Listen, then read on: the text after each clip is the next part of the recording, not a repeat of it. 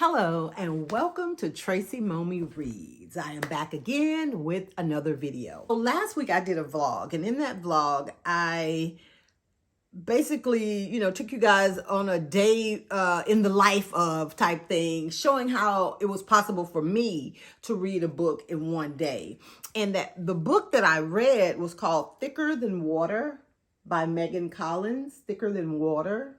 So I didn't really talk about the book. Well, I didn't talk about the book at all in the vlog because I wanted to save it for this week. It was, like I mentioned in the vlog, if I were just like having a reading day where I was just, at home lazing around with nothing to do, I could have finished that book probably within a few hours or so. I mean, it's like over 300 pages, but when you're busy or working or whatever, it can impede on your reading time. So it's just a matter of being able to balance that. And like I ended the video saying, we make time for the things we really want to do. That's all I'm gonna say about that. So anyway, Thicker Than Water. Okay, let me pull up my notes here. I've started putting my notes on the Kindle, so we'll see how that works out. Because usually I'll have my my laptop set up here and the Kindle next to it, but I didn't feel like, dealing with all that today. So we're gonna just go with the notes that are on the Kindle. So the book itself, I guess it would be what you would call domestic suspense, maybe. Because I feel like all of the domestic suspense, there's like what I feel like are like a couple of elements that, make it fit into that genre. Number one, there's always a murder. Number two, it always involves a married couple. Or number three, it takes place like in a community, or within a family or something. And this book, Thicker Than Water, has all of those elements. What happens is when the book opens, a man has been found dead, right? And it's on the news, and these women are watching it on television, right? And so from the blurb, what we learn is that there is, let me see, make sure I get their names here. So what we learn from the blurb is that there are three main players, right? There's a man named Jason and his wife, Julia, okay? And then Jason's sister, Sienna, who also happens to be Julia's best friend. I mean, they met through Jason, but they just like, fell in love with each other and were the sisters each other never had, and just, bonded immediately. So much so that they even started a business together, right?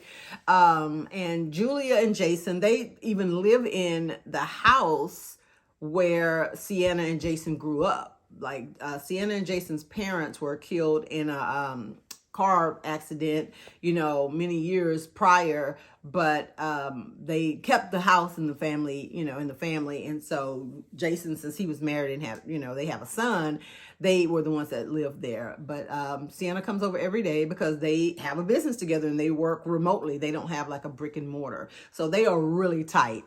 Now Jason, he has a job, and when they're watching, like I said at the top of the video, Sienna and Julia are watching on the news about this murder and this body that they found.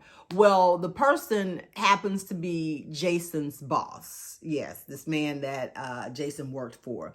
So there in itself is kind of like, oh my, that's kind of hitting close to home, right? When authors give us, bits and pieces and tidbits, it's never just for shits and giggles. It means something. So the fact that Jason and this man are connected, immediately, as the reader, you're like, did Jason have something to do with that? Well, that's the same thing the police wanted to know. So right off the bat, that's kind of what, everything is pointing to Jason maybe having something to do with this, even though the way that they found his body, I mean, his lips were sealed shut and, just different things. They're like saying that the person, whoever did it, it was personal, and a lot of people were speculating that maybe it was a woman, for different reasons or whatever. But before Jason can be questioned, he is in an accident. Like, he's in a car accident, but he doesn't die, but he is in a coma. So he's in the hospital and unable to speak, but the police are pretty sure they found their guy because they find some evidence in Jason's car. So the whole time he's in the coma, the majority of the book involves Sienna and Julia like trying to piece together what happened to hopefully prove Jason's innocence.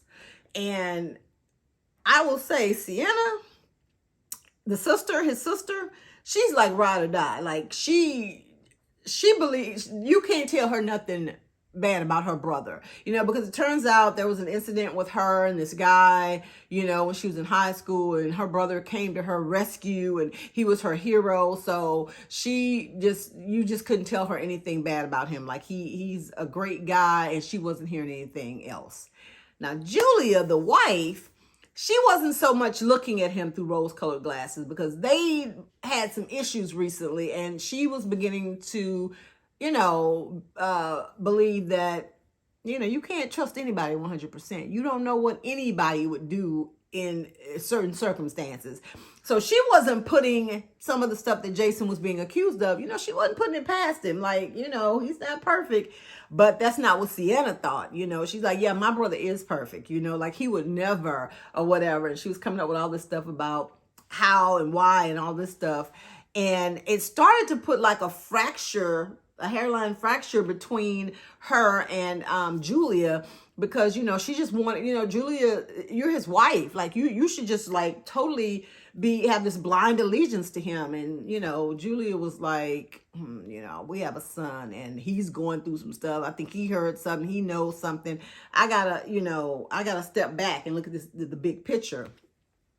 And as I was reading, what I was getting more from the book was that it was more about Julia and Sienna's relationship, and their friendship, right?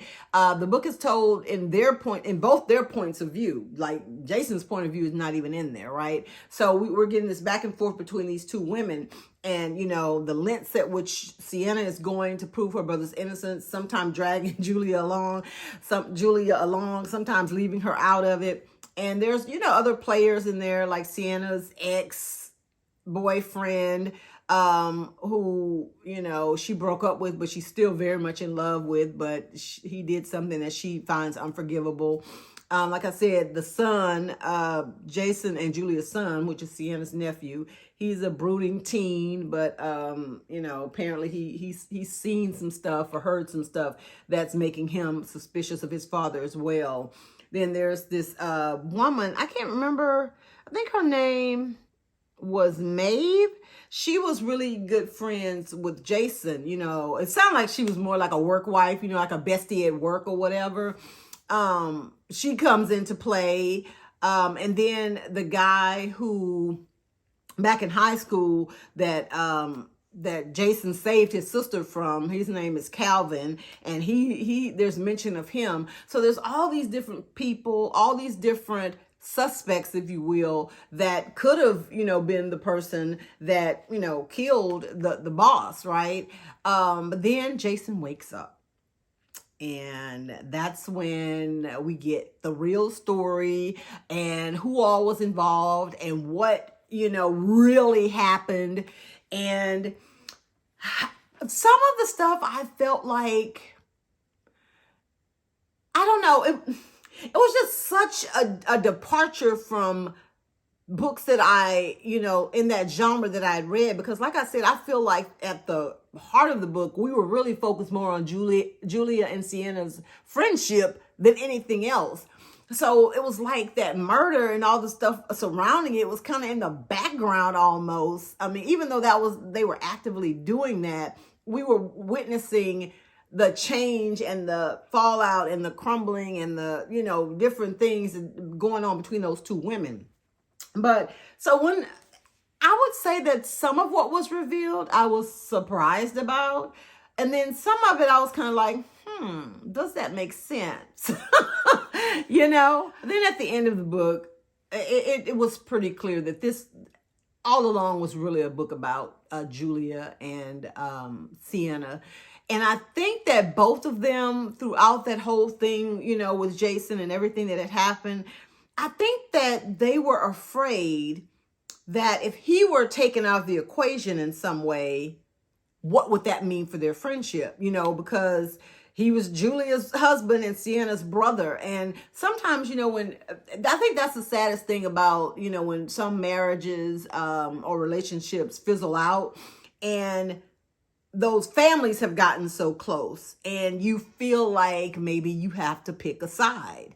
And what Sienna have chosen her brother's side, thereby not being Julia's friend anymore. And then what's going to happen to the business? And I think that it was more of them also fighting not only for his innocence, but for their relationship. And the way that they described their friendship and how they just immediately clicked and how they were always there for each other, and the way that they were able to, even though they were hiding some stuff from each other, when they finally confronted each other and the way that it all went down and happened, I feel like it begs the question about soulmates. Is it always a romantic partner? Because they had such a deep connection with each other that was non-romantic, But overall, it was a very good read. Just like I said, a lot different than most domestic suspense stories that I have read.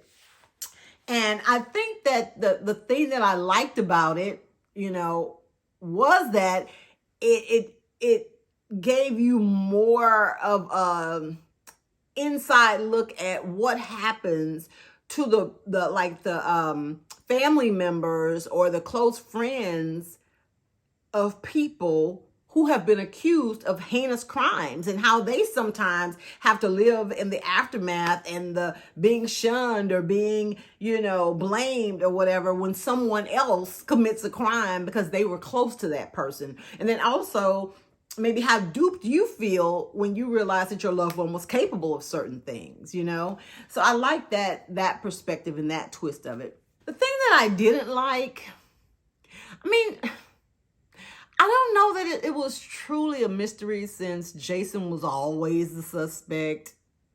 And I don't want to say how it ended, but it just was a matter of like him waking up and being able to say whether he was or he was not the person, and a lot of the things like Sienna, she was doing a lot, her character. At the end, she did change and she kind of came to some realizations, but she was a piece of work. She was just like unwilling to listen to what Julia was saying, unwilling to listen to her ex. She was just so rigid in what she believed and had blinders on the whole time. Whereas everybody else, they kind of granted her some grace and listened to her and tried to understand her points of view. She didn't do any of that. And so, like I said, until the end. So a part of me, I was like, okay, why is Julia even her friend? Because she was a piece of work. But like I said, overall, still a very enjoyable read. And I think that if you're someone who enjoys domestic suspense type books and books that do have a hint of mystery, like a whodunit, books that focus on friendships and close family, relationships, and just books that have characters that evolve throughout the story, then I think that you would really, really enjoy Thicker Than Water by Megan Collins. And I'm thinking now, because if you see on the cover, you see those two women in the window of that house, and it says Thicker Than Water. I think that, like I was saying, I feel like the book was more about the friendship. The title, I feel like, alludes to that, because they say blood is thicker than water. But even though these two women weren't blood relatives, I feel like their relationship with each other was stronger at the end of the day. Like when the dust had finally settled, their friendship and their allegiance to each other was stronger than what each of them had with Jason. So, I always like when I have those aha moments, or go, oh, that's probably what that title's about, or that's probably what that book cover means. So anyway, yeah, if you have read Thicker Than Water, I would love to know your thoughts. Am I off base, or was it more about those two women than the whole mystery and everything? Let me know in the comments what you thought about it. And make sure that you like this video. And if you have not subscribed to my channel, Go ahead and do that now and turn on that post notification bell. And you know what? Why don't you go ahead and share this with someone who you think might enjoy my content? I'm sure they greatly appreciate it. You guys enjoy the rest of your day, and I will see you next week. Bye.